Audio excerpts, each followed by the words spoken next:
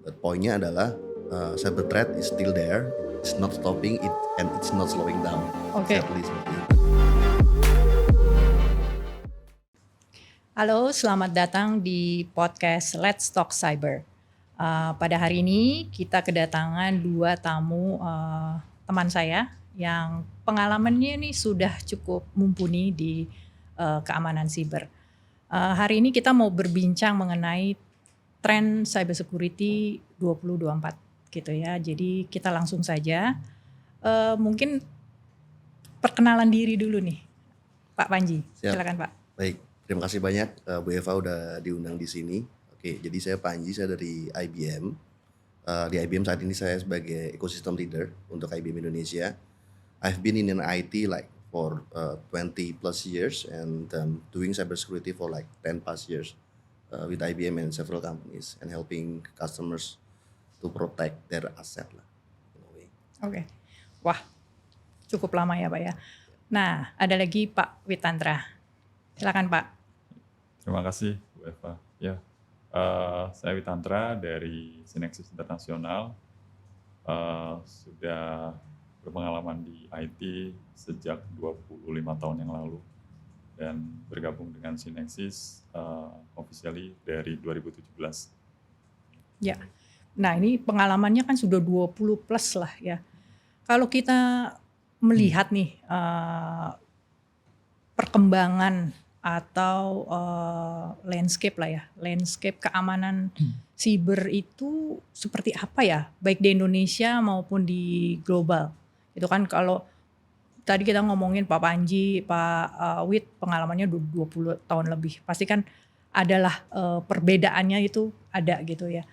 Nah kalau sekarang itu situasinya seperti apa dan tantangan utamanya itu apa saja ya? Mungkin Pak Panji dulu Pak. Ya, perkembangan di Indonesia sih lumayan menggembirakan gitu kan. Compare to last years, peringkat kita di Indonesia terkait dengan keamanan cyber itu point wise itu meningkat gitu kan. Cuman sayangnya kalau kita compare among our friends in G20, we are still in the bottom 3 position gitu kan. Jadi homeworknya itu masih banyak sih sebenarnya gitu. Then in term of landscape, saya pikir di globally itu yang paling menarik itu adalah kalau kita lihat IBM tuh punya report setiap data breach itu tuh costnya itu berapa gitu kan. Nah report IBM paling terakhir itu paling besar cost data breach itu ada di industri di healthcare, healthcare paling besar. Kemudian diikuti dengan financial service, pharmaceutical dan lain sebagainya gitu. Dan secara numbers masih up and down among those industry dari 2022 ke 2023 gitu kan. But poinnya adalah cyber threat is still there, it's not stopping it and it's not slowing down. Oke. Sadly seperti itu. Waduh, nggak enak juga ya itu ya. Pak, kalau misalnya tadi datanya bilang bahwa healthcare itu meningkat gitu ya, dibandingkan financial sector lah ya, yang pastinya kalau kita bicara niatan hacker gitu ya atau cyber criminal itu kan pasti sesuatu yang ya financial gain. Kenapa ini di healthcare ya Pak ya, bukan di financial sector? Apa yang membuat cost-nya itu meningkat di healthcare? Saat ini saya belum punya data pasti kenapa healthcare yang meningkat gitu kan. Mungkin saya bisa kembali lagi sih untuk di sana gitu. Tapi by large itu sepertinya dipengaruhi oleh event COVID di tahun sebelumnya. While healthcare itu dia gather data itu banyak banget kan pada saat vaksin segala macam gitu kan. Dan data itu still jadi currency yang baru kan di sini. Whatever data reside in any industry, data is a data gitu kan. Dan impact dari COVID gitu kan, healthcare itu massively gathering data for the purpose of vaccination, for the purpose of their clinical, trials and then research and so on. Oke. Pak Wit, kalau di Indonesia tuh kan kita sering dengernya financial sector gitu ya. Jadi insiden-insiden yang keluar di berita itu banyak financial sector gitu ya. Healthcare justru kita nggak terlalu mendengar ya, minimal di berita tidak terlalu sering gitu ya. Kalau landscape-nya seperti apa ya Pak di Indonesia? Ya, kalau di Indonesia kan memang healthcare ini industri yang relatif unmanaged lah. Maksudnya secara regulasi tidak seperti industri finansial yang punya pengawasan yang cukup strong. Mereka juga punya regulasi yang betul-betul sampai industrinya pusing sendiri untuk mengikutinya. Jadi apalagi itu di situ ada uangnya orang. Jadi begitu ada breach, ada peretasan dan lain-lain akan jadi sangat seksi beritanya buat media. Berbeda dengan healthcare yang tadi dibilang Pak Panji juga di Indonesia sendiri memang tidak terlalu report untuk itu memang belum banyak diproduksi. Jadi masih kalah seksi lah dengan industri keuangan di Indonesia. Ya, jadi mungkin kalau karena mungkin kemungkinan juga yang kena insiden juga nggak melapor juga ya. Jadi kan kalau di global itu kan aturannya juga sudah lengkap gitu ya. Jadi setiap ada insiden harus lapor gitu ya. Dan kalau di Indonesia enforcement-nya belum ada ke situ gitu ya. Nah ini kita ngelihat berarti kan trennya masih cukup mengerikan juga gitu ya di tahun 2024 ini. Ancaman utamanya gitu ya Pak Panji, masih apa sih Pak? Apakah masih yang lama-lama aja gitu atau sebetulnya sudah ada perubahan nih? Perubahan ini dalam arti kata seperti ini, teknologinya makin canggih kah yang digunakan oleh attacker gitu ya?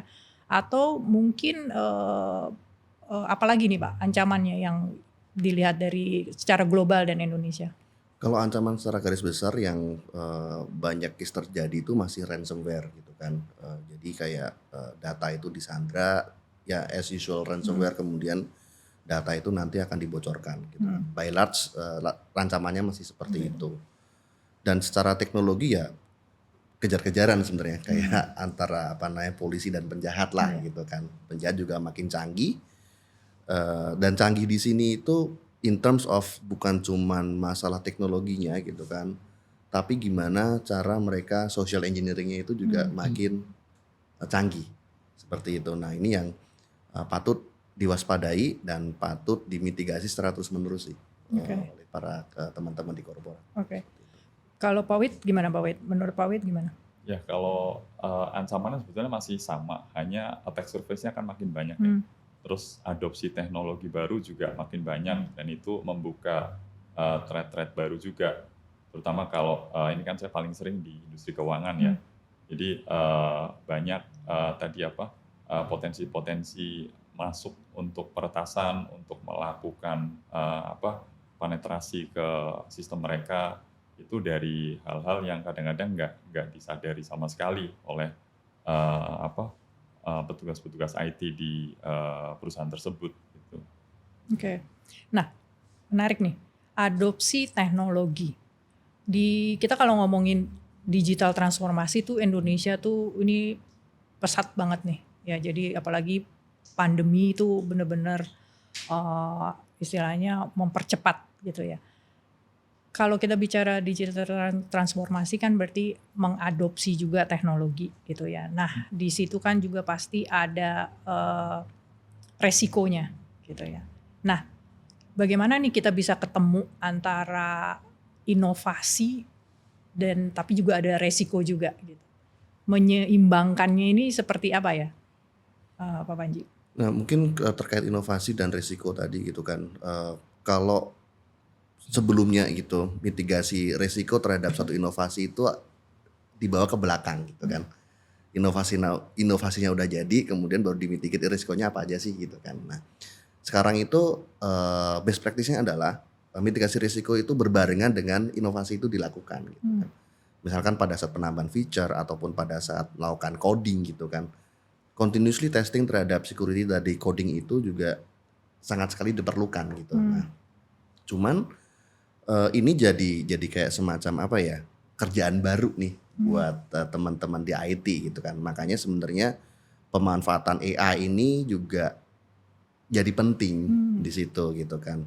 Gimana kita bisa melakukan, inovasi di AI untuk mengenali threat-threat baru, ataupun kita, mengimplementasikan AI untuk melakukan otomasi gitu. Jika kalau ternyata ada pengembangan baru, untuk apa namanya, pada saat dia pengembangan inovasi itu secara otomatis dicek apakah aman atau enggak, mitigasinya seperti apa gitu sebelum inovasi itu diluncurkan. Hmm. Bisa seperti itu juga sih. Oke, berarti kan kalau zaman dulu nih, saya tuh sering dengar kalau orang atau satu perusahaan gitu ya butuh security ketika produknya sudah selesai gitu ya. Itu zaman dulu banget tuh ya. Berjalan waktu gitu ya, sekarang tuh Indonesia tuh menurut saya sudah pintar sekali gitu ya dengan ada regulasi-regulasi juga yang apa namanya, membuat mereka harus disiplin gitu. Jadi ditarik nih security-nya di depan gitu. Nah, challenge-nya itu kan berarti orang yang membuat aplikasi ini merasa bahwa waduh ada kerjaan tambahan nih gitu kan. Tapi sebetulnya ini adalah mempermudah mereka dan juga mengurangi resiko juga di akhir gitu ya. Nah, ini terkait financial sector ini kan banyak sekali mengeluarkan aplikasi nih, Pak Wid. Mereka dalam menjalankan bahwa security itu harus di depan, harus dilibatkan dari awal gitu ya. Itu apa memang sudah berjalan seperti itu atau memang ada aturannya yang harus melakukan itu atau gimana, Pak? Ya, kalau secara aturan kan mereka memang ada regulasinya ya. Jadi mulai dari perencanaan, pengembangan sampai dengan kesiapan operasional memang diwajibkan melakukan beberapa pengujian. Salah satunya kan pengujian keamanan. Dan ini seharusnya orang yang tadi ya, yang bekerja di financial sector sudah aware dengan kondisi seperti itu dan harus melakukan juga karena risikonya kan yang mereka bawa itu bukan cuma sekedar dari sisi teknologi yang mereka kembangkan, tapi juga ada certain uang yang ditaruh di bank itu dan atau di financial sector itu yang harus mereka amankan dan mereka jaga. Gitu. Kurang lebih begitu. Oke, berarti kan kalau aplikasi, contohnya sebelum aplikasi ini diluncurkan, kita harus memastikan bahwa aplikasi ini aman gitu ya. Itu untuk financial sector sudah ada regulasinya. Nah, untuk sektor lain nih, kita bicara resiko dah. Ini gimana nih gitu ya, di sektor lain belum ada nih regulasinya kalau aplikasi luncurkan harus melakukan protokol-protokol untuk keamanan siber gitu. Belum ada ya, karena memang pengawas sektor yang paling strong tadi kan hanya di Indonesia hanya di sektor finansial. Dan yang lebih repot lagi adalah kalau memang di sektor lain yang punya layanan untuk sistem pembayaran. Mau nggak mau sih, makanya di sektor keuangan itu ada regulasi yang mewajibkan bank berhak memeriksa atau industri finansial yang diawasi oleh OJK contohnya, dia berhak memeriksa pihak ketiga yang bekerja sama dengan dia terkait dengan pengamanan informasi atau si pihak yang kerjasama itu harus memberikan akses kepada regulator untuk memeriksanya seandainya memang ada kondisi yang dirasa tidak sesuai dengan standar-standar keamanan yang sudah dipersyaratkan. Nah ya itu lebih bagus ya. Jadi pihak ketiga ya. Betul. Harus dilakukan audit. Nah, Pak Panji kalau ngomongin resiko di sektor lain di luar dari financial sector gitu ya. Resikonya kan kalau ngomongin resiko sama aja gitu ya kalau ngomongin resiko cyber security. Gimana nih Pak supaya memperkecil resiko ini bagaimana ya? Tadi sempat disebutkan oleh Pak Wid gitu kan terkait dengan attack surface gitu. Nah, ada adagium you cannot protect what you cannot see. Jadi gimana sih kita mau ngamanin kalau kita nggak bisa ngelihat gitu kan. Saya suka melakukan analogi kayak kita perumahan gitu kan. Kalau perumahan klaster itu ada dinding yang mengelilingi gitu kan. Nah, pengelola perumahan tuh harus tahu nih pintu masuk dan pintu keluar itu ada di mana. Jangan sampai ternyata ada satu pemilik rumah dia membuat akses tersendiri nih di tembok belakang rumahnya, contohnya seperti itu, dan itu akan mengganggu ekosistem perumahan itu sendiri gitu. Jadi secara continuously mengetes bahwa attack surface di perusahaan itu semuanya tercover. Terus melakukan check and balance secara prosedural. Kalau ada satu digital asset baru gitu kan harus didaftarkan, di-manage oleh IT, dilakukan update secara terus menerus. Nah itu yang memang harus dilakukan secara terus menerus seperti itu. Nah itu kalau ngomongin ekosistem ya, analoginya tadi bagus banget. Jadi rumah itu harusnya ya tadi jangan sampai ada akses yang buat orang lain gitu ya, yang kita tidak tahu gitu. Nah seandainya akses semua sudah dibuat dengan arsitek yang bagus sekali gitu ya, ekosistemnya bagus sekali, tapi orangnya gitu, itu gimana Pak? Kan kalau kita bicara rumah ya untuk ditinggali orang gitu. Betul. Nah itu gimana ya Pak? Ya ini kita ada data menarik gitu kan. Investasi kedua terbesar untuk cyber security itu justru untuk mentraining orang. Gitu kan. Mentraining orang itu dalam berbagai macam aspek gitu kan. Bisa mentraining para user terkait awareness, serangan-serangan terbaru misalkan seperti itu, ataupun mentraining untuk tenaga-tenaga ahli untuk cyber security. Nah itu investasi nomor 2 bahkan sebelum investasi terkait dengan teknologi itu sendiri. Gitu. Oke, jadi investasi justru yang paling penting itu sebetulnya orang ya. Betul. Oke, Pak Wid, kalau di sektor-sektor di Indonesia ngomongin talent nih, semua katanya kurang talent lah, susah nyari talent cyber security lah. Gimana nih Pak? Apakah memang kenyataannya seperti itu gitu, dan mitigasinya gimana ya dengan kekurangan talent ini? Ya, iya, betul sih. Emang begitu. Kondisinya memang kurang ya orang yang talent yang memiliki kemampuan sesuai dengan kondisi keamanan siber saat ini dan tepat untuk melakukan pengamanan di sektor industri yang memang sesuai. Dan beberapa itu salah satunya ya mengakuisisi dengan tadi managed service, kemudian beberapa strategi lainnya lah. Tapi ya tadi yang dibilang kan Pak Panji bahwa memang dari data yang dimiliki IBM paling tinggi justru untuk mentraining orang ya Pak ya. Dan ini saya nggak tahu kalau di Indonesia apakah hal ini berlaku juga atau enggak. Karena saya lihat sih beberapa perusahaan memang ada yang care banget dengan mentraining orang, ada yang memang fokus mereka untuk pemenuhan digitalisasi layanan, jadi untuk teknologi. Dan yang menarik lagi kadang-kadang yang dilupakan adalah mentraining orang yang tadi yang dibilang yang pengguna akhir atau user. Jadi justru ini yang menjadi sangat rentan karena buat mereka serangan-serangan itu pertama kali muncul di situ. Kalau kita ingat dulu ya banyak serangan yang dilewatkan ke email-email. Betul, yang itu bentuknya link lah, bentuknya attachment, bahkan PDF pun sudah bisa disisipin malware sekarang kan. Dan itu jadi pintu masuk pertama kali oleh peretas yang punya target, yang punya misi sendiri, yang bukan cuma sekedar pansos istilahnya, yang memang dia punya tujuan spesifik di situ. Jadi dia akan sabar pakai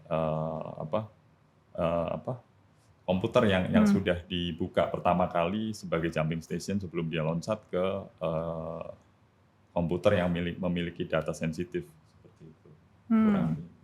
Oke, ini kalau kita ngomongin kurang orang, talent shortage gitu kan, globally talent shortage di cyber security. Terus kemudian AI, datanglah AI. Misalnya mau tahu nih ya, kita di satu sisi kurang talent, di satu sisi AI semakin berkembang pesat gitu ya. Memungkinkan tidak nih Pak, ketemu di tengah gitu ya, supaya AI ini mempermudah lah gitu ya, mempermudah organisasi gitu atau perusahaan-perusahaan yang kekurangan orang ini nih gitu. Inovasi di cyber security itu sampai situ belum sih ya Pak? Sudah sampai situ, ya, tapi yang perlu digarisbawahi ini adalah AI ini tidak menggantikan orang gitu Iya. kan. Nah, filosofi kita itu justru malah plus AI. Hmm, Jadi people plus AI, Oke. that's the strongest tool sebenarnya gitu kan. Nah, di mana AI itu bisa membantu pertama dia akan melakukan deep analytic terkait pattern-pattern serangan-serangan cyber security yang ada. Iya. Merecordnya, terus kemudian dia juga melakukan berbagai macam otomasi simulasi serangan gitu kan, sehingga kita bisa tahu titik-titik mana yang perlu diperbaikin gitu kan, ataupun otomasi terkait dengan mitigasi. Kalau ada serangan, konfigurasi mana yang harus dinyalakan tanpa ada campur tangan manusia gitu kan, sehingga manusia itu sendiri itu bisa fokus melakukan pekerjaan strategik yang lainnya gitu kan. Jadi tas-tas yang repetitif, kemudian tas-tas yang dibutuhkan deep analysis dan dengan large dataset yang besar gitu kan, itu bisa dibantu oleh AI AI seperti ya. itu.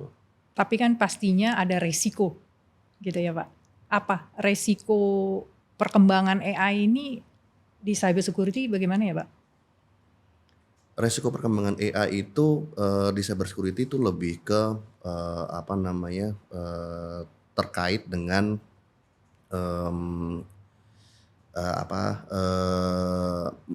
AI itu memberikan output yang kurang sesuai dengan regulasi seperti itu.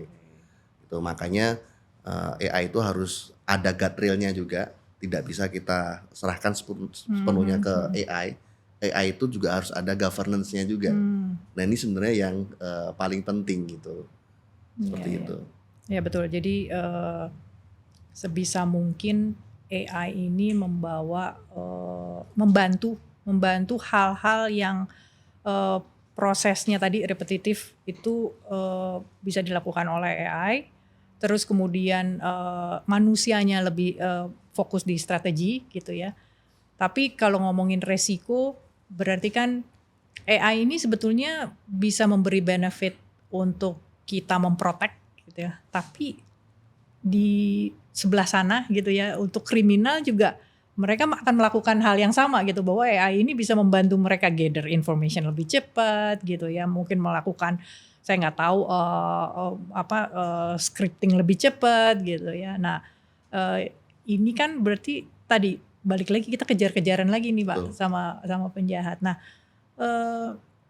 sejauh ini kalau kita ngomongin people, proses, teknologi gitu ya, bagaimana supaya ketiga ini harmonis gitu ya, berjalan dengan harmoni gitu. Kalau Pak Wid sendiri melihatnya gimana nih Pak di sektor untuk ketiganya ini bisa jalan dengan harmoni gitu, jangan sampai sudah beli teknologinya banyak, prosesnya belum bagus gitu loh, atau orangnya yang kurang, atau ada juga beberapa case prosesnya bagus tapi ternyata kurang teknologinya juga gitu. Nah ini gimana supaya balance ya Pak?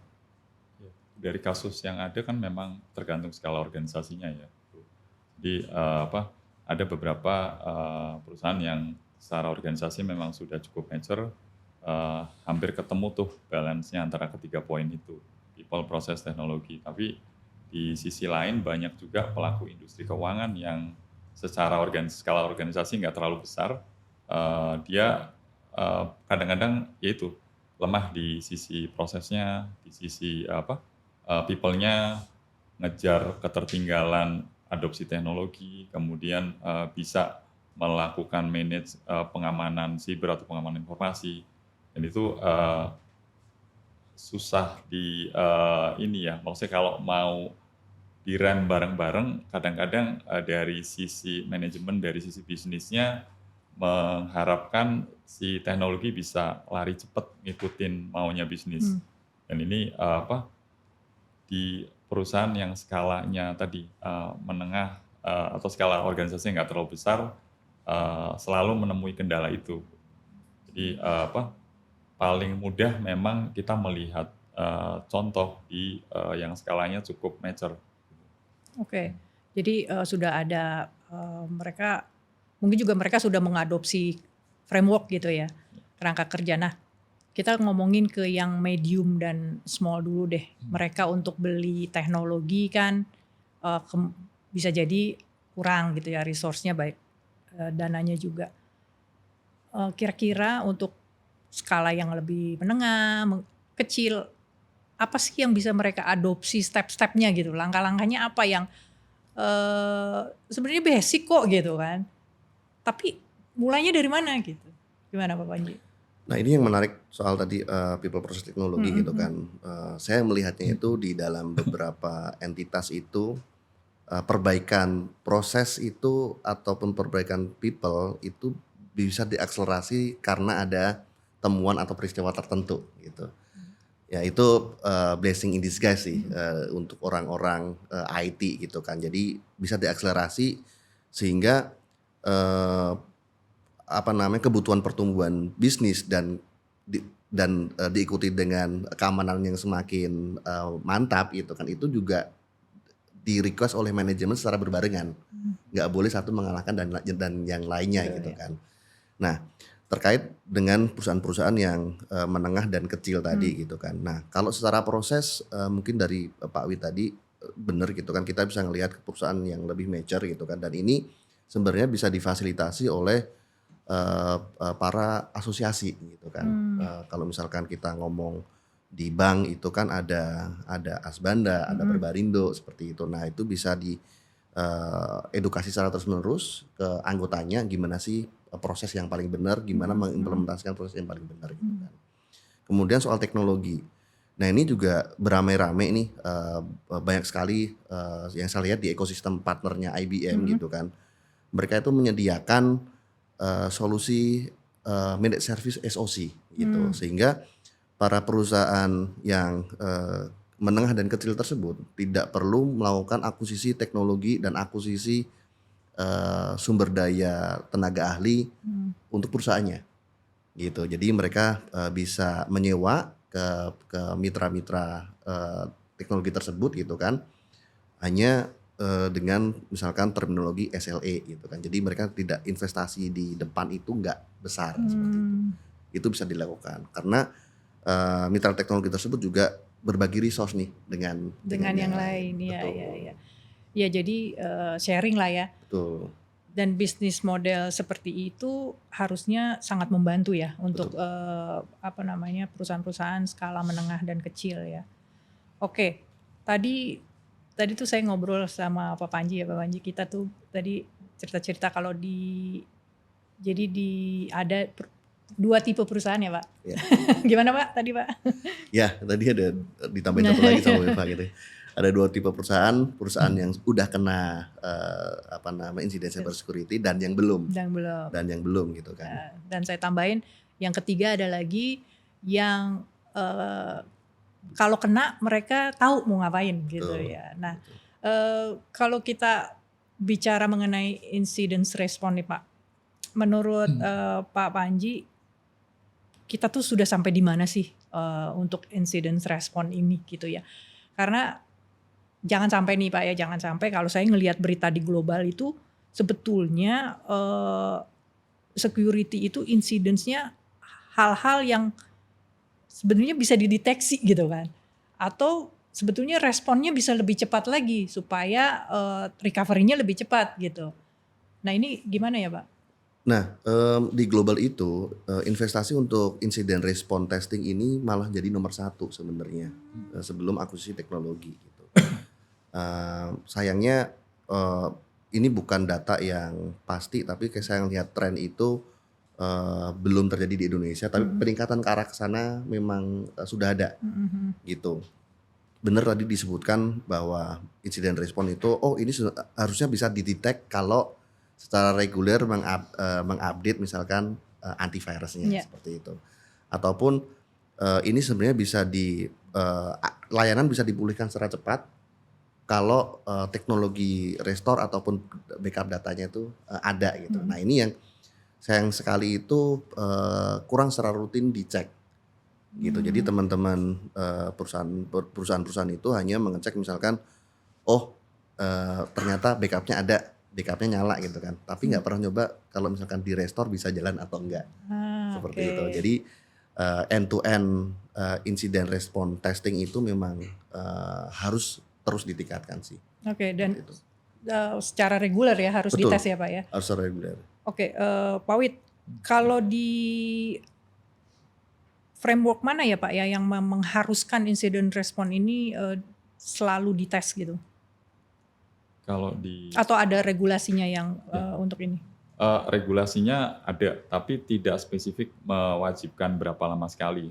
Dan biasanya kalau di industri kan memang untuk contohnya tadi ya, kalau konteksnya melakukan pengujian atas data yang di backup, mereka biasanya karena tadi ya Pak, tergantung skala organisasinya. Jadi banyak yang melakukan pengujiannya pada saat pengembangan, pada saat development. Jadi sekaligus melakukan pengujian, sekaligus melakukan pengembangan untuk memastikan datanya valid atau enggak. Biasanya modelnya seperti itu. Secara regulasi juga itu diatur dan diperbolehkan seperti itu. Oke, ya karena kan penting ya kalau kita ngomongin perusahaan fokusnya bagaimana kita memprotek gitu ya. Dan kalau melihat 3 tahun belakangan ini kan kayaknya di global ya, kita bicara global, perusahaan-perusahaan yang kayaknya investasinya baik di people, proses, teknologi itu sudah besar sekali gitu ya untuk di cyber security, tapi kok masih gitu, masih kena incidents juga. Jadi kan sekarang mindsetnya sepertinya harus berpikir bahwa ketika incidents itu terjadi, kita ready gitu ya, kita meresponnya dengan cepat dan kita memastikan mitigasinya juga cepat sehingga recovery-nya juga lebih cepat gitu ya. Nah untuk itu nih Pak Panji, saya mau nanya rekomendasi lagi nih karena ini supaya yang mendengar ini bisa, oh jadi ini yang harus kita lakukan ya, langkah-langkah nih Pak, langkah-langkah mitigasi gitu ya, baik itu supaya tidak terjadi incidents atau sudah terjadi incidents apa yang harus dilakukan gitu. Ya, mungkin ini akan terus berulang kali gitu kan, kita sampaikan bahwa getting to know your digital asset itu sangat penting gitu. Jadi dimulai dari gimana Pak? Kalau getting to know your digital asset tuh supaya yang dengar juga baik dari skala enterprise-nya menengah kecil juga tahu getting to know your asset itu seperti apa bentuknya. Jadi melakukan inventarisir secara menyeluruh, baik itu saya rekomendasikan menggunakan tools sih, gitu kan, menggunakan tools, inventarisir secara menyeluruh, perangkat-perangkat apa aja yang terkoneksi dengan sistem IT perusahaan tersebut. Itu langkah pertama sebenarnya. Jadi kita tahu nih petanya ya, Betul. kita punya apa aja gitu. Punya apa aja, dalamnya apa aja, status di dalamnya itu seperti apa. Gitu. Jadi tanpa informasi tersebut, mitigasi di belakangnya itu juga akan cenderung salah gitu. Nah itu yang pertama yang memang harus dilakukan. Contohnya misalkan apakah semua OS itu udah terupdate atau belum, antivirusnya ada atau enggak gitu. Hal simpel seperti itu gitu kan. Kemudian kalau menurut saya akan jump in agak ke belakang dulu. Backupnya seperti apa? Oh iya, gitu. Itu yang kadang-kadang terlupakan iya. gitu kan. Ini saya melihat tren bahwa offline backup itu naik lagi gitu kan. malah naik ya Pak ya? Betul, karena beberapa serangan itu yang diserang itu juga backupnya juga diserang. Iya, Gitu. trennya seperti itu. Jadi kalau backup diserang ya gimana? Apa yang mau direstore gitu kan, seperti itu gitu. Jadi offline backup itu jadi tren juga gitu. Jadi kayak menggunakan storage yang berbasiskan tape seperti itu. Balik lagi kita ya. Balik lagi ke sana. Malah mundur ya. Balik lagi ke sana untuk backupnya gitu kan. Backupnya. Jadi fail safe-nya itu ada. Iya. Pastiin depannya kita tahu, fail safe-nya ada, baru kita perbaikin dari tengahnya. Seperti itu. Karena Dua itu saya rasa yang langkah yang paling gampang sebelum kita memagari tengahnya juga. Karena untuk tengah tadi kita juga bisa kerjasama dengan mitra-mitra teknologi yang menyediakan managed service juga. Seperti itu. Oke, jadi untuk perusahaan yang penting itu dulu tuh ya. Betul. Kalau yang di tengahnya kemungkinan jasa-jasa di luar juga sudah ada yang Betul. Provide itu ya. Ya. Oke. Kalau Pak Wid gimana Pak Wid? Menurut Pak Wid mitigasi resiko di satu perusahaan gitu ya, yang langkah apa Pak yang paling sederhana lah? Ya, nyambung Pak Panji tadi. Jadi setelah dipetakan tuh, udah diinventaris, terus dipetakan, terus dilakukan assessment risiko lah. Dari perangkat-perangkat tersebut mana yang memang secara kritikal sangat mempengaruhi keberlangsungan bisnis, mana yang low secara risiko memang cukup low. Nah nanti dari situ kan ketahuan strategi seperti apa untuk melakukan mitigasi seandainya terjadi terekspos lah risiko-risiko yang dikhawatirkan. Jadi secara investasi juga tidak salah, ada prioritasnya, mana yang berisiko cukup tinggi, krusial untuk keberlangsungan bisnis, mana yang low, seperti itu. Seperti itu kurang lebih. Iya. Jadi buat yang perusahaan juga skalanya medium dan kecil juga tetap ya bisa tepat ya di ini kan ya. Jadi nggak harus semua dilakukan perbaikan, tapi bisa ada prioritas. Oke, nih kalau ngobrolin security kita bisa seharian nih. Tapi di akhir podcast kita tuh selalu minta narasumber kita untuk kasih insight, take away. Apa ya bahasa Indonesia tadi Pak Panji? Intisari untuk pendengar podcast gitu ya. Apa sih gitu yang tadi kita sudah obrolin ini, intisarinya apa nih supaya di akhir yang dengernya inget lagi gitu, mungkin dari Pak Panji. Ya, kalau saya mungkin saya tutup dengan satu terms itu always challenge your assumption. Jadi selalu ditantang asumsi-asumsi yang sudah ada gitu kan. Oh, saya berasumsi endpoint saya udah aman. Dicek lagi, challenge lagi.